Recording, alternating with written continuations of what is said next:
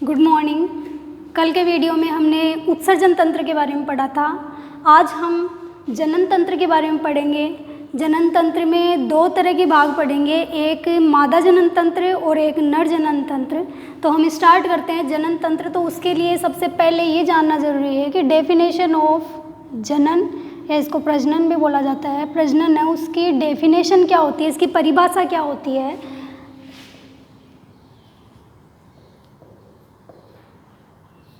किसी जीव द्वारा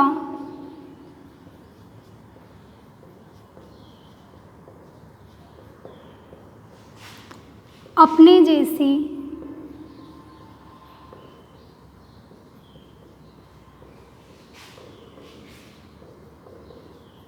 संतान उत्पन्न करना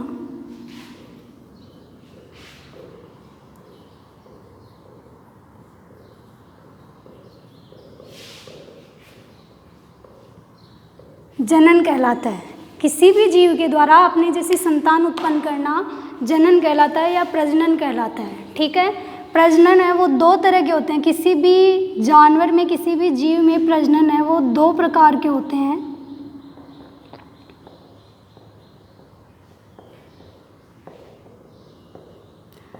पहला प्रजनन है उसको बोलते हैं लैंगिक जनन, और दूसरा जनन है उसको बोलते हैं अलैंगिक जनन।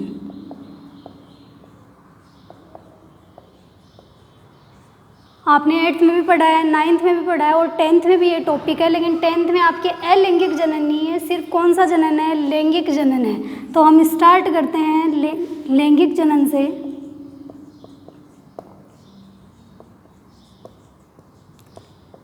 लैंगिक जनन किन में पाया जाता है? जो मनुष्य होते हैं उनमें लैंगिक जनन पाया जाता है। तो मनुष्य में लैंगिक जनन पाया जाता है।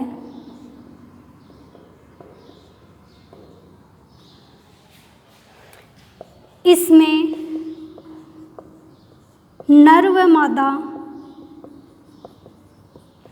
दोनों की आवश्यकता होती है। अलैंगिक जनन है उसमें या तो नर की आवश्यकता होती है या मादा की आवश्यकता होती है, लेकिन लैंगिक जनन में नर व मादा दोनों की आवश्यकता होती है।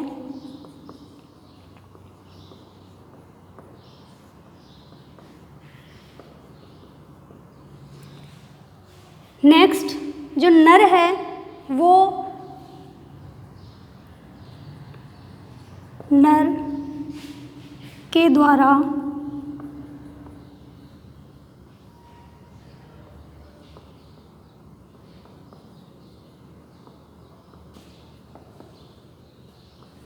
हार्मोन स्रावित किए जाते हैं।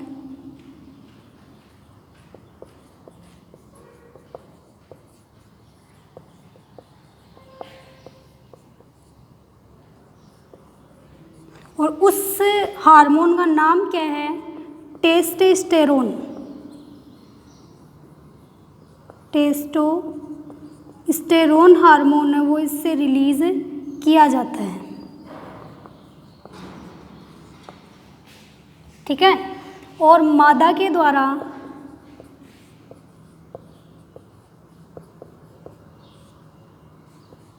दो तरह के हार्मोन रिलीज किए जाते हैं। एक तो होता है एस्ट्रोजन और दूसरा होता है प्रोजेस्टेरोन। ठीक है, नेक्स्ट, नर व मादा द्वारा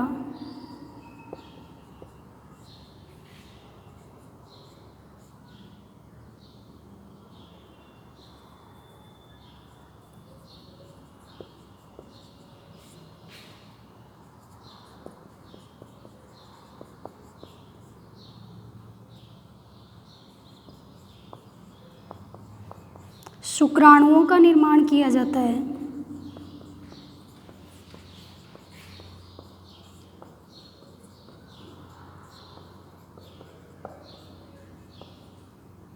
वह मादा द्वारा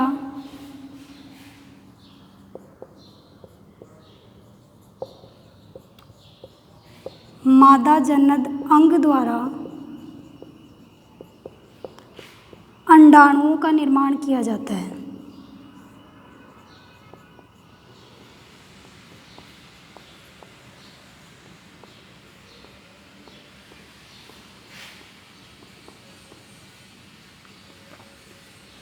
शुक्राणुओं का जो निर्माण करते हैं उसको बोला जाता है शुक्र जनन, और अंडाणुओं का निर्माण किया जाता है उसको बोला जाता है अंड जनन।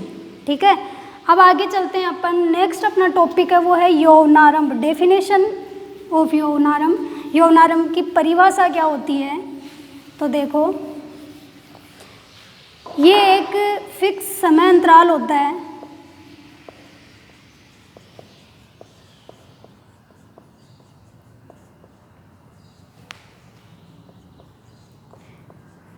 एक निश्चित समय अंतराल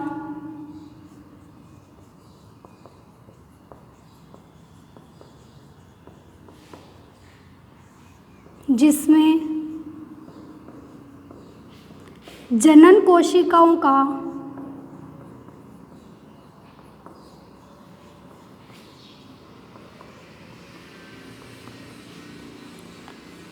विकास होता है,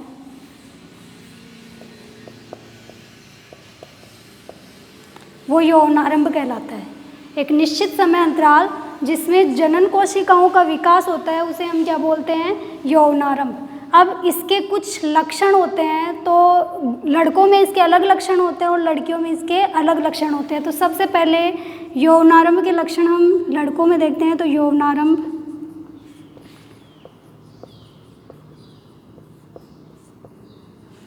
सबसे पहला लड़कों में सबसे पहला लक्षण होता है आवाज़ का भारी होना।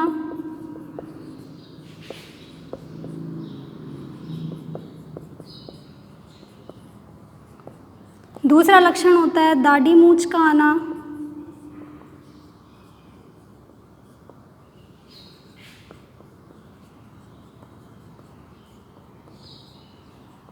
तीसरा लक्षण होता है जनन अंगों के पास बाल उगना। चौथा होता है त्वचा का तेलीय होना आदि। ये लक्षण किस में होते हैं, लड़कों में होते हैं। आगे चलते हैं अपन। यही यौनारंभ के लक्षण है वो लड़कियों में भी होते हैं। तो लड़कियों में सबसे पहला वही है जनन अंगों के पास बाल उगना, स्तनों का विकास,